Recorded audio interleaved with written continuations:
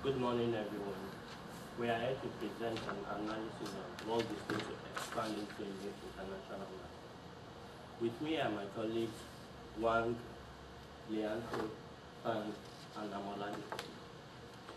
The purpose of the whole analysis was to analyze new markets in which Walt Disney theme parks could be planted, after which macro and micro analysis were done on all those countries to select the most suitable of them all. We now did financial projections and the mode of entry into the targeted country which we chose. The whole presentation is divided into 4 phases. The first is a situation analysis, the second country selection, the third an in-depth market analysis, and the fourth an entry mode and marketing plan. Now to the situation analysis. The graph before us shows the revenue generated at tourism in general and in theme parks all over the world between 2000 and 2005. In the year 2005, world theme parks grew at an average of 4.6%, while in the year 2005, world tourism in general grew at an average of 7.1%. This is to show you that there are still untapped markets in world tourism. These are the major players in the tourism industry worldwide, theme parks, and it is being led by Walt Disney. They have a total attendance of 160,500,000 compared to their next competitor with an average attendance of 32 million. Now to the strengths and weaknesses of Walt Disney theme parks. Their major strength is their strong brand name, and this is evident because Walt Disney is a well-known brand all over the world and people love to be associated with it. Another strength is the dedicated and innovative staff which they have. This is evident in the creation of new characters, and that is why people love going to theme parks and coming all over again. Now to the weaknesses.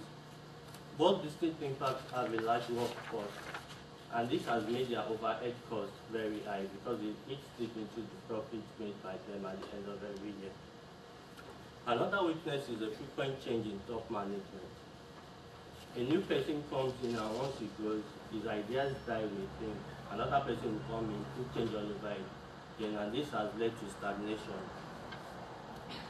Now to the opportunities and threats. One of their greatest opportunities is a positive government attitude. Every country is looking for how to generate money to its country, and one of these ways is through tourism. This is evident where both the Japanese government and Hong Kong government embraced Walt Disney, went into partnership with them, and even gave them soft loans to establish theme parks in those countries. Another opportunity is the growth rate in the world tourism industry. Because there are still untapped markets, theme parks all over the world are trying to penetrate into new zones. Now to the threats. The American market is oversaturated, and this is why Walt Disney needs to go into a new market and gain market dominance there. Another threat is that of product imitation. Small theme parks all over the world are trying to imitate Disney characters, and this is causing a lot of problems for them. That is why they have to be ahead of them by being innovative every time. In summary, the first part of this phase is just advising Disney to do international expansion, go into another zone. I will now call on my colleagues and take the second phase of the presentation. Thank you very much, Ola. Now we start choosing the countries. Here we choose 6 countries in different regions in the world: Australia, Brazil, South Korea, China, India, and Thailand. The main reason why we choose these countries because we look at the GDP per capita and tourism industry and population. Now we evaluate macro criteria. In here we decide to choose 6 variables. In this variable, GDP per capita and tourism industries are the most important variable because the higher GDP per capita, the more likely people spend on leisure. Also, the success of tourism industries is related to the existence of this industry in the markets. Based on the level of their importance, we give them score. Here we get the results of each country. There are 3 countries have over 60 score: China, Australia, Korea, South Korea. We'll go on into next step. Secondly, we consider market accessibility. In this step, we select 6 variables that affect on our product in international markets. In here, government stability and safety and security are the most important, because without this condition, it's difficult for coming to tourists. Similar to the macro criteria, we also give the score to each variable. And here, the result we get, Australia and South Korea have over 60 score to meet requirement to go into next analysis step. And finally, we carry out to consider macro criteria, micro criteria.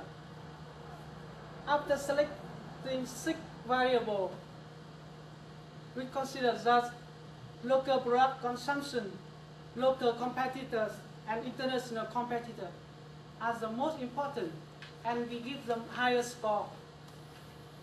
So the reason why they are the most important, because the local product consumption help us to determine the placement of our product in this market. And the local competitor, they already have a larger percentage of these markets. Similarly, international competitors, some are existing, some are planning to open a new theme park in the markets. Here is final countries results. Australia has 94 score.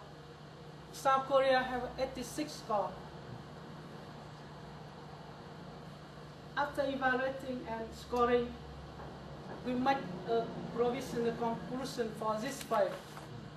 Australia and South Korea seem to be the most suitable markets for the new Disney theme park. Next, my colleagues